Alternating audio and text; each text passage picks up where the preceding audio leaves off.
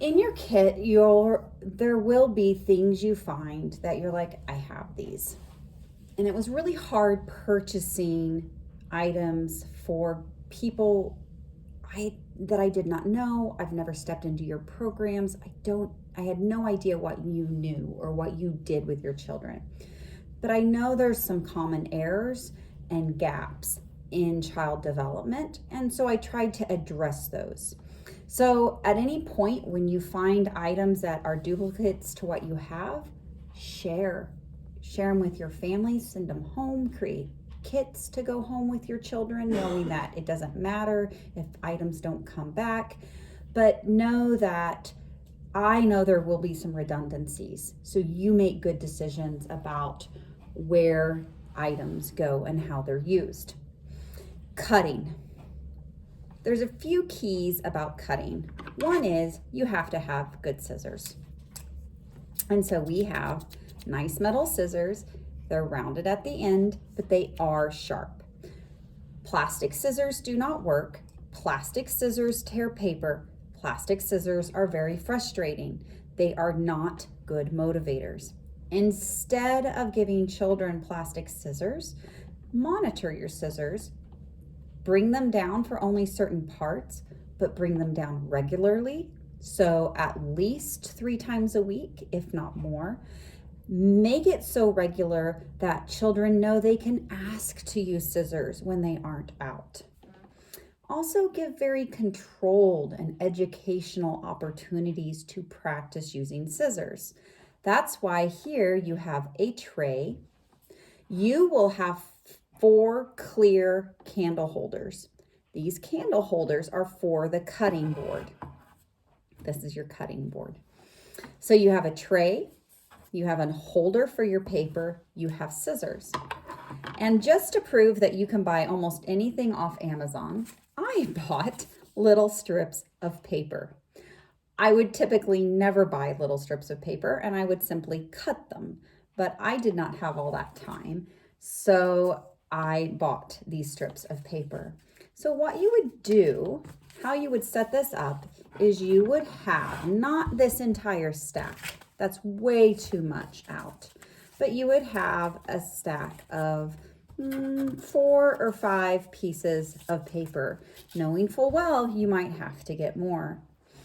And you would teach a child, a toddler, guys, a toddler. You would teach them, you would show them, look, I'm going to cut this piece of paper. I'm going to hold it in one hand. I'm going to cut it so that my paper falls into this dish.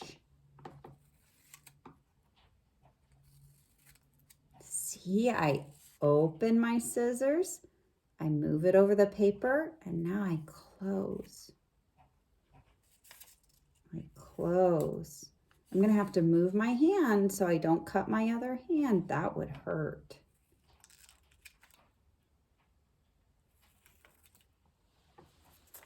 And you end up with paper in your dish. You're providing open-ended practice. You and I know that some pieces will end up big. Some pieces will end up tiny.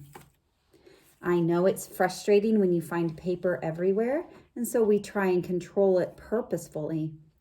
These papers then can become part of your tub with your art supplies, and you can teach the children how to make mosaic pictures.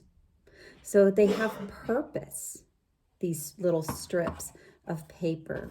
Notice that the paper is narrow enough that the child is simply just practicing open, shut, open, shut, open, shut. So you're going to be much more successful than if you give the child a large piece of paper and they have to open, shut all through the paper. That's much harder. So we've given a tray to contain our materials, but also by keeping this dish on the tray, when my papers don't make it into the dish, they make it onto the tray, making it very easy to clean up. And hopefully you won't be like this mother who 13 years later is still finding paper in the little space between her hardwood floors and the dining room built-in seat where my son would sit and cut all these papers, and I still find little pieces of paper. We want to avoid that. So this gives us a great opportunity to practice cutting. You were given 4 dishes because A, you have more children. You could use plates. You could use cooking trays, cookie sheets. You could buy more small trays like this.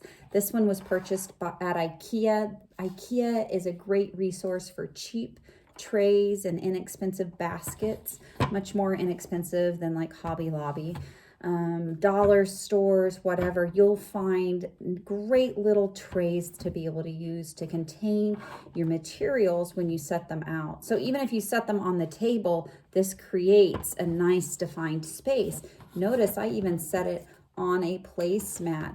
Again, helps define the space and how to contain the materials.